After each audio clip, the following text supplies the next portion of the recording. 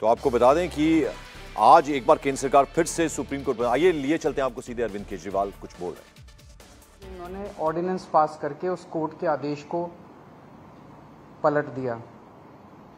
जिस दिन आदेश आया था उसके अगले दिन इन लोगों ने सोच लिया था कि ऑर्डिनेंस लाके इस आदेश को पलटना है, क्योंकि अगर हम सीक्वेंस ऑफ इवेंट्स देखें, जजमेंट आने के और उसको पलटने के बीच में 8 दिन है। पहले 3 दिन सेक्रेटरी सर्विसेज गायब हो गया, उसका फोन ऑफ हो गया। 3 दिन के बाद सेक्रेटरी सर्विसेज निकलते हैं, कहते हैं मैं कोर्ट का ऑर्डर मानने को तैयार हूं, तो चीफ सेक्रेटरी फिर बीच बीच में गायब हो जाते हैं और सिविल सर्विसेज बोर्ड की मीटिंग होने में 3 दिन लग जाते हैं। फिर फाइनली जब सिविल सर्विसेज बोर्ड की मीटिंग होती है और एलजी के पास प्रस्ताव भेजा जाता है तो 2 दिन एलजी साहब बैठ जाते हैं उसके ऊपर। 8 दिन इन लोगों ने इस तरह से बिता दिए। ये सारे के सारे कोर्ट के बंद होने का इंतजार कर रहे थे कि कब कोर्ट बंद होगा, कब कोर्ट की छुट्टियां होगी और कब हम अध्यादेश लाएंगे। तो प्रश्न ये उठता है कि ये कोर्ट के बंद होने का इंतजार क्यों कर रहे थे कि जब कोर्ट बंद होगा तब हम अध्यादेश लाएंगे। पहले ले आते, जब कोर्ट की छुट्टियां नहीं चल रही थी, जब कोर्ट खुला था, जिस दिन अध्यादेश आया 3 दिन बाद, 4 दिन बाद, 5 दिन बाद ले आते, क्योंकि ये अंदर दिल के अंदर जानते हैं कि ये अध्यादेश पूरी तरह से गैर कानूनी, गैर संवैधानिक और जनतंत्र के खिलाफ है। इन्हें पूरी तरह से पता था कि अगर सुप्रीम कोर्ट के खुले होते हुए अगर ये अध्यादेश ले आते और हम अगर अगले दिन इसको सुप्रीम कोर्ट में चुनौती देते तो सुप्रीम कोर्ट में ये 5 मिनट भी ये अध्यादेश टिकने वाला नहीं था। तो ये चाहते थे कि सुप्रीम कोर्ट बंद हो और उसके बाद ये अध्यादेश लेके आए। अंदर खाने ये भी जानते हैं कि ये अध्यादेश 5 मिनट भी टिकने वाला नहीं है। तो क्या इस अध्यादेश की लाइफ केवल 1.25 महीने की है जब तक सुप्रीम कोर्ट बंद है? 1 जुलाई को सुप्रीम कोर्ट खुलेगा, हम इसको चैलेंज करेंगे सुप्रीम कोर्ट के अंदर और फिर सुप्रीम कोर्ट, हम जानते हैं कि ये भी जानते हैं, अंदर खाने ये भी जानते हैं कि इस अध्यादेश का क्या होगा। तो क्या ये अध्यादेश केवल इस 1.25 महीने की छुट्टियों के लिए लाया गया है? आज मैंने आप ही लोगों के चैनलों पे देखा कि ये कह रहे हैं कि हम इन्होंने रिव्यू पिटीशन फाइल कर दी है, किसी ने कॉपी भी भेजी है, शायद कर दी है या करने वाले हैं, कर दी है। रिव्यू पिटीशन का क्या मतलब रह गया? जब ऑर्डिनेंस लाके इन्होंने पूरे के पूरे जजमेंट को खत्म कर दिया तो जो जजमेंट ही नहीं बचा उसका रिव्यू का कैसा? तो रिव्यू पिटीशन तो तभी मेंटेनेबल होगी जब अध्यादेश को वापस लिया जाएगा रिव्यू पिटीशन की हियरिंग के पहले। तो ये क्या ये इंडिकेशन है कि जैसे ही सुप्रीम कोर्ट खुलेगा इस अध्यादेश को वापस ले लिया जाएगा? नहीं तो रिव्यू पिटीशन का मतलब ही नहीं है।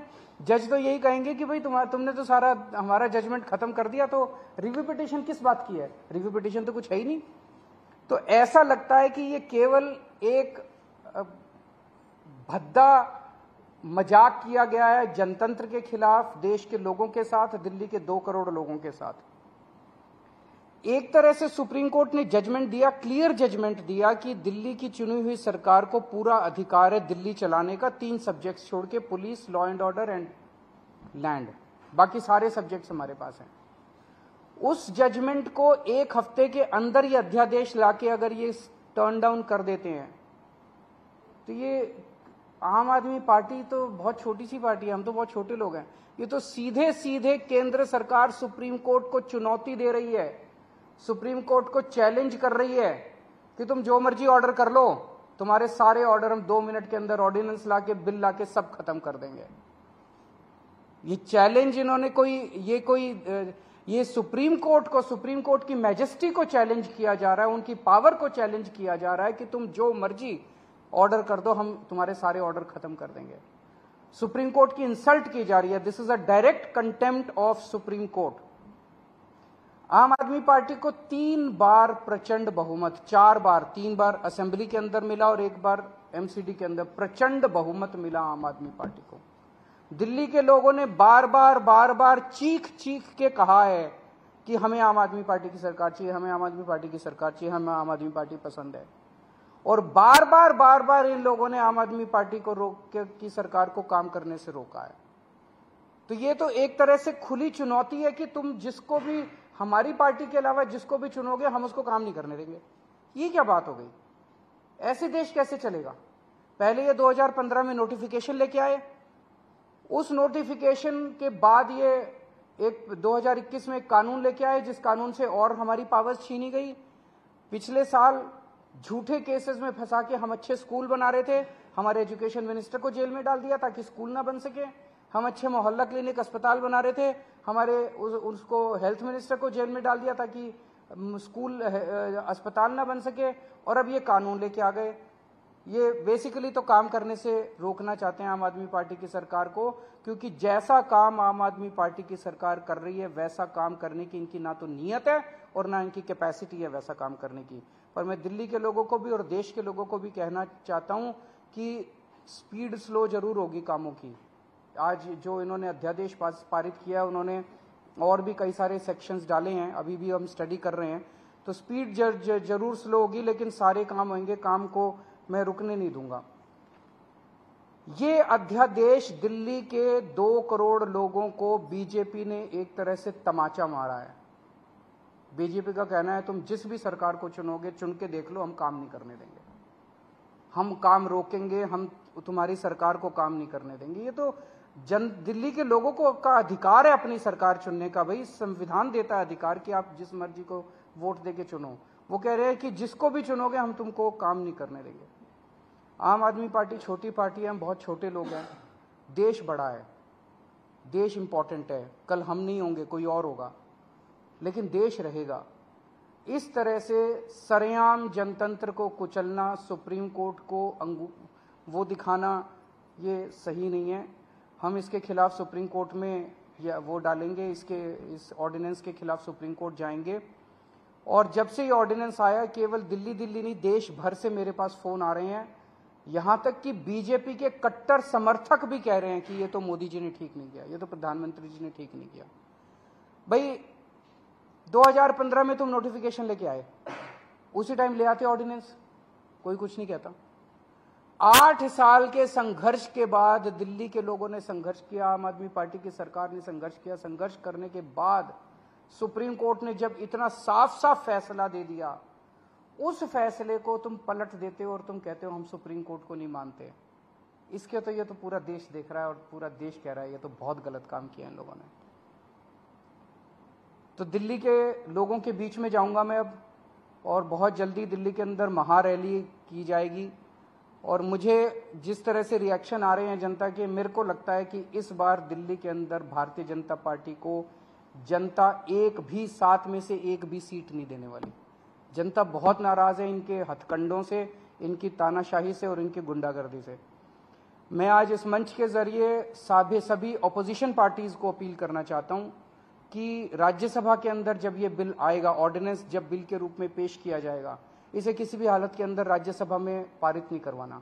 मैं खुद एक एक पार्टी के नेताओं से जाके मिलूंगा, उनसे समर्थन मांगूंगा कि इस बिल को अपोज करना है, ये जनतंत्र के खिलाफ है। किसी भी हालत में हमें इस बिल को पास नहीं होने देना राज्यसभा के अंदर। अगर आप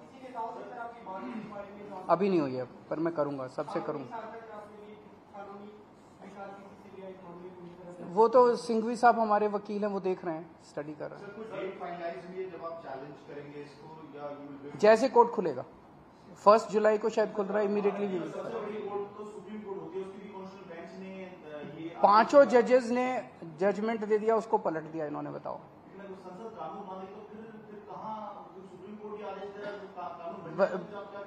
नहीं तो सुप्रीम कोर्ट जाएंगे ना। देखिए मैं देख रहा था आप सब लोगों ने सिंघवी साहब का इंटरव्यू किया है।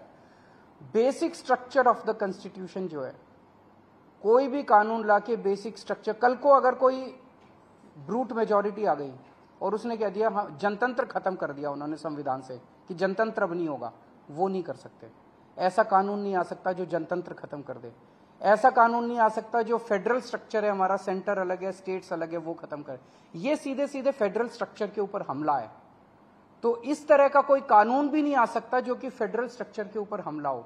तो कई सारे बेसिक कॉन्स्टिट्यूशनल प्रिंसिपल्स हैं, basic structure of the constitution है जिसके ऊपर हमला किया गया इस ऑर्डिनेंस के द्वारा। तो ऐसा मानना है कई सारे कानून के जानकारों का कि ये ऑर्डिनेंस जो है या ये अगर कानून की शेप भी लेता है तो ये कोर्ट के अंदर टिकेगा। ये जो ऑर्डिनेंस पास हुआ, do you think this is no more Delhi versus centre, rather the court versus the? ये पूरी की पूरी लड़ाई अब एक तरह से सुप्रीम कोर्ट वर्सेस सेंटर है। ये केवल दिल्ली सरकार एक छोटी सी चीज हो गई है, उन्होंने तो सीधे सीधे कह दिया। इस तरह से तो ये बहुत खतरनाक चीज है। सुप्रीम कोर्ट कोई भी आदेश पारित करेगा, अगर केंद्र सरकार के खिलाफ पारित करेगा, केंद्र सरकार कानून लाके उसको पलट देगी, उनकी मेजॉरिटी है ना। फिर देश की जनता कहां रह गई? जैसे आप लोगों ने सुना होगा कि वो भी इन्होंने ऑर्डिनेंस लाके किया था, जो ईडी के डायरेक्टर की एक्सटेंशन वाला मामला था। ऑर्डिनेंस लाए थे, लेकिन अब सुप्रीम कोर्ट कह रहा है कि हम उसको, मतलब अभी जजमेंट नहीं आया, लेकिन हियरिंग के दौरान सुप्रीम कोर्ट ने कहा कि हम इसको नहीं मानते। It is obviously Keshwanand Bharti was the basic structure of the constitution. This is basic structure. They are attacking the basic structure of the constitution. India TV हर वक्त हर जगह डाउनलोड करने के लिए सर्च करें India TV news Google Play Store या app store पर।